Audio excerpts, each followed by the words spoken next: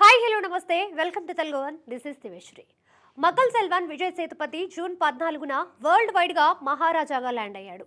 పేరుకి తగ్గట్టే box office వద్ద మహారాజాగా నిలబడ్డాడు. ఆల్ సెంటర్స్లో రికార్డు కలెక్షన్స్ని సాధిస్తున్నాడు. దీంతో సేతుపతి పేరు ఒక్కసారిగా మారుమోగిపోతోంది.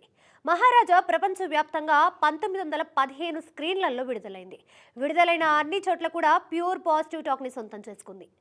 ఇందుకు నిదర్శనంగా తొలి రోజు 10 కోట్ల రూపాయలని వసూలు చేసింది. ప్రీ సేల్స్ ద్వారానే దాదాపు 4 కోట్లు రాబట్టింది. దీంతో ఇండియన్ బాక్స్ ఆఫీస్ వద్ద సేతుపతి కట్అవుట్ కి ఉన్న స్టామినా ఏంటో తెలుస్తోంది. ఏరియా వారి కలెక్షన్స్ వివరాలు మరికొన్ని రోజుల్లో బయటికి రానున్నాయి. కూతురు మీద ప్రేమ కలిగిన తండ్రిగా సేతుపతి నటన ప్రతి ఒక్కరిని కట్టిపడేసింది. విలన్ గా చేసిన ప్రఖ్యాత బాలీవుడ్ అగ్ర దర్శకుడు అనురాగ్ కశ్యప్ నటనకి కూడా మంచి పేరు వచ్చింది. మిగతా పాత్రల్లో చేసిన నటరాజన్ సుబ్రహ్మణ్యం, మమతా మోహన్ దాస్, అభిరామిలో తమ పాత్రల పరిధి బాగానే చేశారు.